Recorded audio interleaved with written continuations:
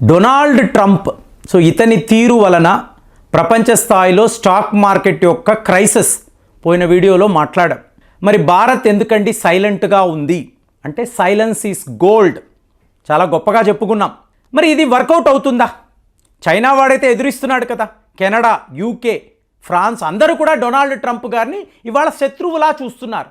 మరి మనము ఎందుకు చూడడం లేదు? మన స్ట్రాటజీ ఏంటి?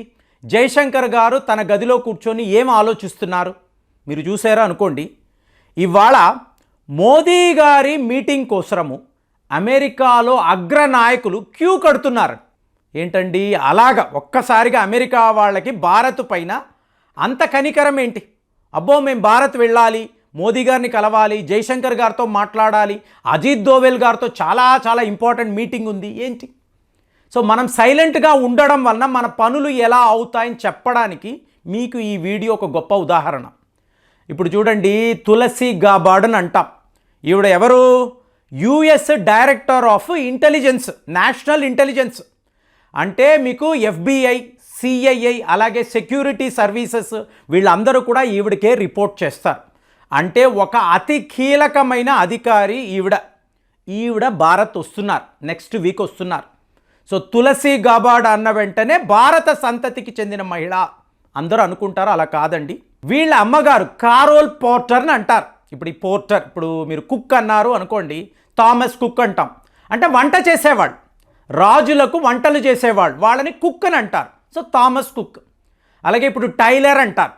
అంటే మీకు ఈ రాచరిక పాలన ఉన్నప్పుడు బట్టలు కుట్టేవాళ్ళు ఉంటారు చూసారా, వాళ్ళని టైలర్స్ అని అంటారు. ఎలిజబెత్ టైలర్ ఆ వంశానికి చెందిన వాళ్ళు వీళ్ళు. మరి ఈవిడ కారోల్ పోర్టర్, వీళ్ళ అమ్మగారు తులసి గాబార్డ్ వాళ్ళ అమ్మగారు పేరు అంటే పోర్టర్స్. వీళ్ళు మోసేవాళ్ళు, రాజులు వాళ్ళ లగేజ్ ఉంటుంది చూసారా, వాటినంతా మోసేవాళ్ళు. ఆ వంశానికి చెందిన వాళ్ళు. యంగ్స్టర్స్ ఎవరైనా చూస్తుంటే మీకు ఇది ఒక ఇన్ఫర్మేషన్. ఇప్పుడు ఈవిడ పేరు తులసి ఎలా అయ్యింది అంటే వీళ్ళ అమ్మగారు కారోల్ పోర్టర్ ఈవిడ హిందుత్వాన్ని స్వీకరించారు 1970s. ఈవిడ వెస్ట్ బెంగాల్లో ఒక వైష్ణవ ట్రెడిషన్కి సంబంధించిన ఒక గురువు గారు ఆయన వద్ద ఈవిడ దీక్ష తీసుకొని హిందూ మతము పుచ్చుకున్నారు.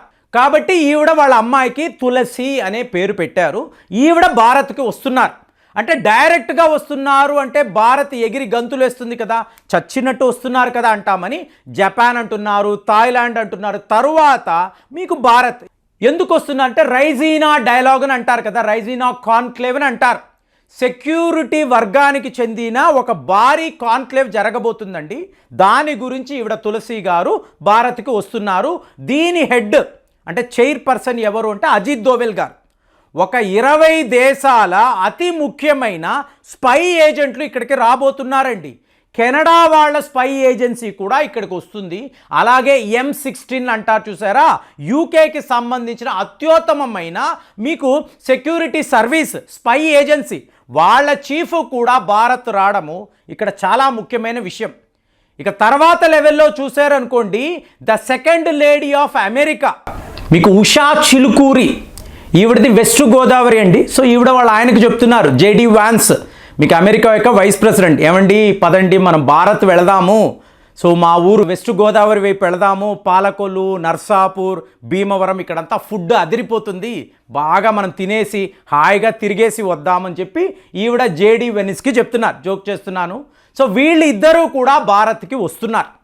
అంటే ఇప్పుడు మీరు డొనాల్డ్ ట్రంప్ గారి ఆలోచన విధానాన్ని చూసారో అనుకోండి, చైనా మెక్సికోపై 25% టారిఫ్ విధిస్తున్నాను, ఆల్రెడీ విధించేశాడు.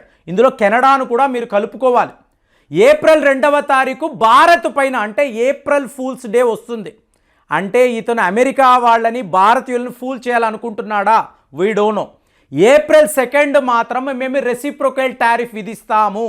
ఇంతలోనే అమెరికాకు సంబంధించిన ఇంతంత పెద్ద నాయకులు భారత్కి రావడం ఎందుకు అంటే వాళ్ళకి మనతో పని ఉంది. డొనాల్డ్ ట్రంప్ కూడా రావాలి. ముందు మీరు వెళ్ళండి, వెళ్ళి పరిస్థితులను చక్కబెట్టండి, మోదీ గారితో మాట్లాడండి. సర్వము అయిన తరువాత డొనాల్డ్ ట్రంప్ గారి ప్రోగ్రాం ఉంటుందని మీరే చెప్పండి.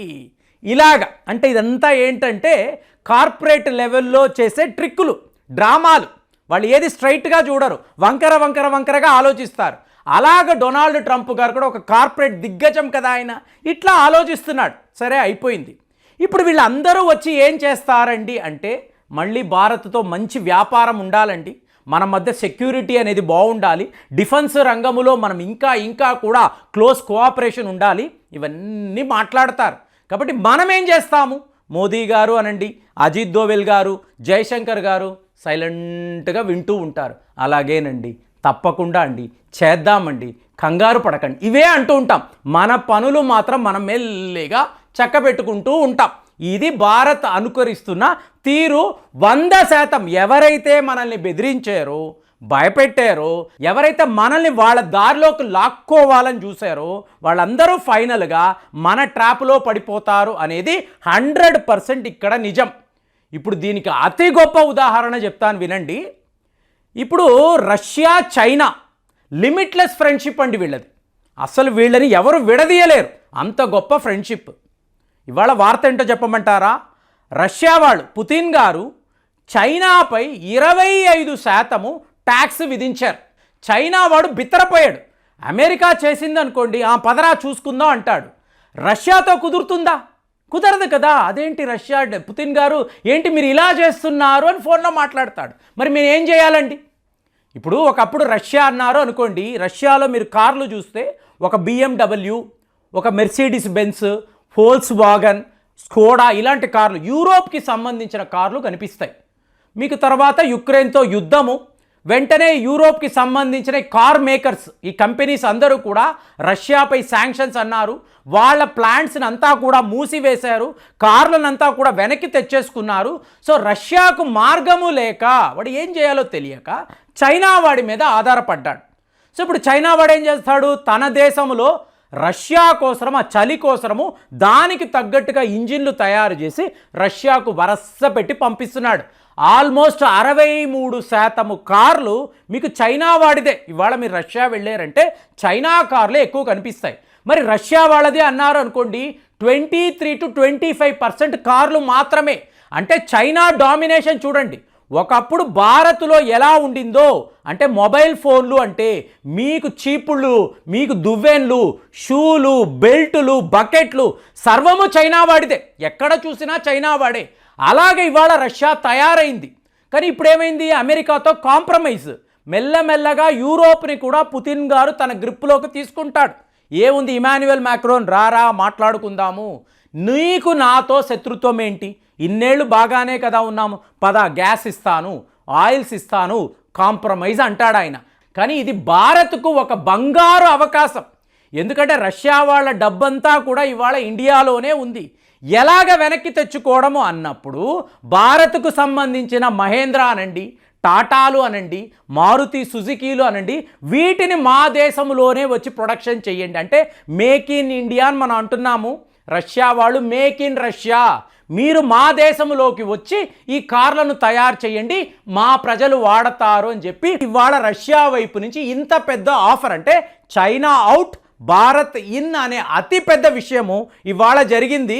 సో ఓవరాల్గా చూసారనుకోండి, ప్రతి ఒక్క దేశానికి భారత్ కావాలి. అటు అమెరికాలో దిగ్గజ నాయకులు ఇక్కడికి వస్తున్నారు మీకు, అలాగే రష్యా ఏం మాట్లాడుతుంది, చైనా వద్దు, భారత్తో మా వ్యాపారం కొనసాగుతుంది అంటున్నారు.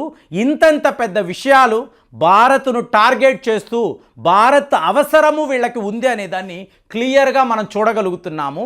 మరి ఇలాంటిది సైలెంట్గా ఉండడం వలన మీరు ఎలా విజయం సాధిస్తారు?